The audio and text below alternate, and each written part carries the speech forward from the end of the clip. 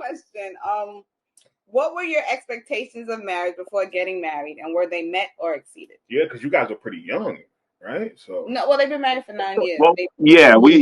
So we got married at 26. I was 26. No, She was 27 when we got married. Yep. okay, so yeah, expectations of marriage before getting married. What were those like? What did you think life was going to be like? So I thought we were gonna have like no fights, right? So I was like, oh, we're gonna be making bliss. It's gonna be so awesome.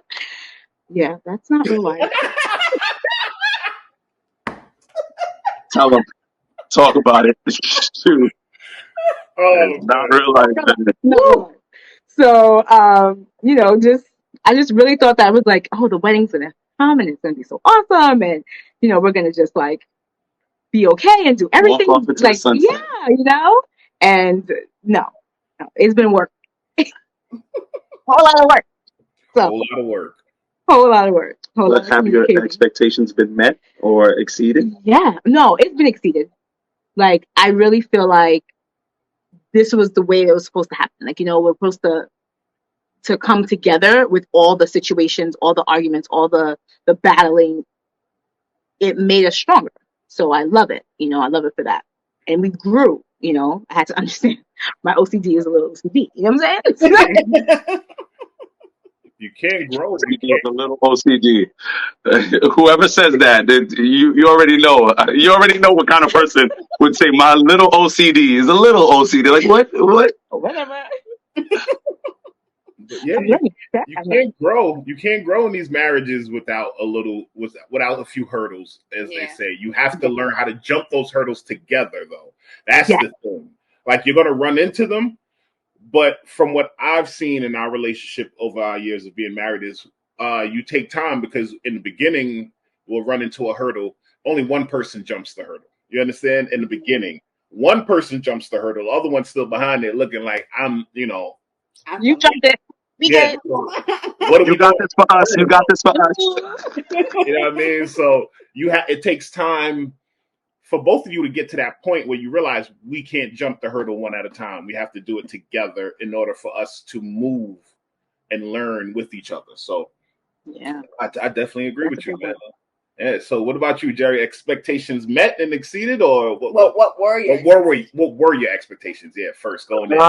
I mean, that's a great question. I don't know if I really like had so many expectations. Like for me, the reason why I did it and everything is only because of like pressure and like her family like kind of telling me, hey, what are we doing? We're dating for so long. Like what's going on? This is the next step. So I kind of was getting all of that like from her mother and from her side and even from my side as well. Everybody was just like, yo, listen, if you're gonna date her for this long, you just might as well marry her. And I'm like, no, I don't think that's how it works. But I kind of just I kind of just did it because that's what everybody expected of me at that point. And so I kind of went into it with like a let me not expect anything really. Let me just like live in the moment and let me find out how this actually works.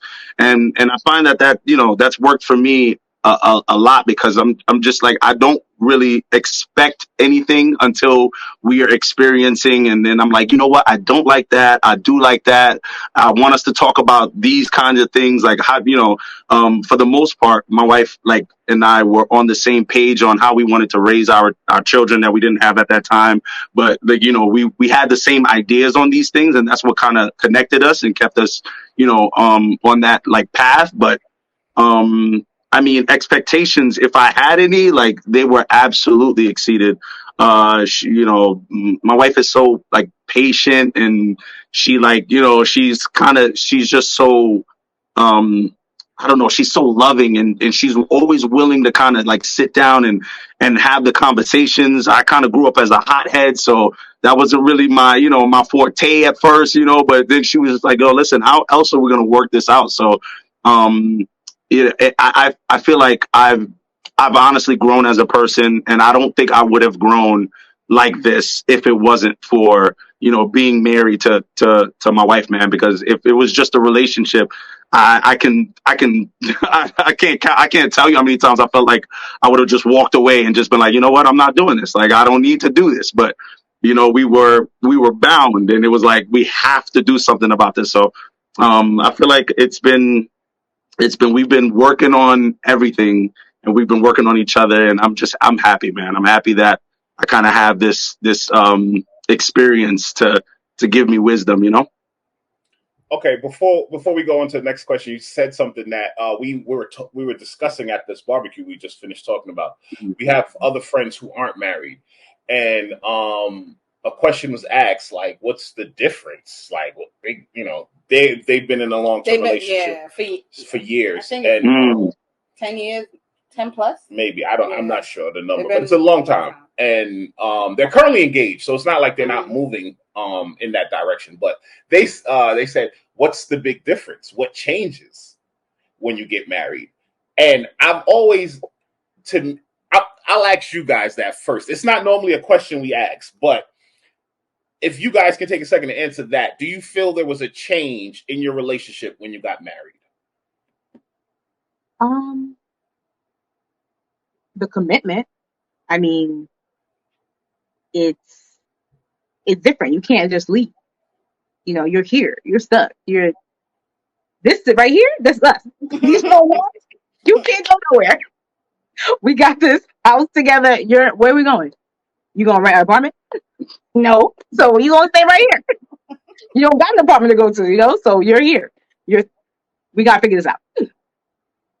So Yeah, but does anything change, right, in the relationship? yeah. I have to completely agree with my wife. Absolutely, I feel like everything changes. You're the way I like to put it is that like now that especially after the pre-saying, like you guys are one, like you have conjoined.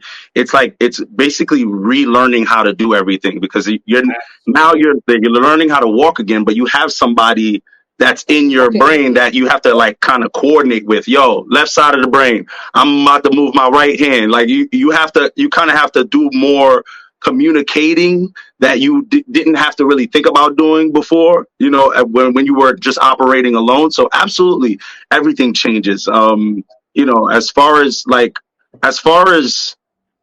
how you think about problem solving is greatly affected and has to change after you get married, man. That I feel like it doesn't really happen. You could be in a relationship for a long time, and kudos to people who are in relationships and are thinking about moving forward. But I always say that should be the end goal, right? Is moving forward, right? I mean, if you're in a relationship for 17 years, to me, I know that there's been plenty of growth, but you're not really, you're stagnant in a sense because mentally, emotionally, and all of those things kind of change when you get married because now you're kind of operating as one. You're not operating as two people who love each other. You're operating as one whole person just moving along in life. So absolutely, yeah, everything does change for the better, I think. I agree 100% with what you both said. I just wanted to throw that in there this episode so when our friends see it, they can hear it from another married couple because I don't think people believe you when you tell them it's different because it's kind of hard to verbalize it. It's kind of hard to put it into words, but as the person who lives it, that it's different. Yeah. So, and I heard one thing on, I think it was Instagram, where the guy said, a lot of people feel the end goal is marriage. But marriage isn't the end goal. The end goal is the beginning. The end goal is knowing how to make the marriage work. Yeah. Keeping the marriage going. That's longevity within the marriage. That should be your end goal, not just getting married. Right. A wise man once told me that you don't say yes to all the things that you know about that person. You say yes to all the things you don't know about that person because, you're going to discover all of those things and you're still saying, yo, I'm still here and I'm going to be here, even with all of these things that I don't know about you yet, And I feel like that's one of those things that no matter how long y'all been together, you're not finding out all those things until you're married. No matter what, you'll think you'll know everything. And then once you get married, you find out her third cousin kills people on Sundays. And then you're just like, what? Like, So it's just weird stuff like that. You get tired. That took a left turn. Your third. You know the dude that show up every other Christmas. Like, you know what I mean? You thought he was cool, but now you find out he be killing people. You like, no one told me this. Listen, that cousin is never coming to any 4th of July barbecues. I'm telling you that right now. Ever.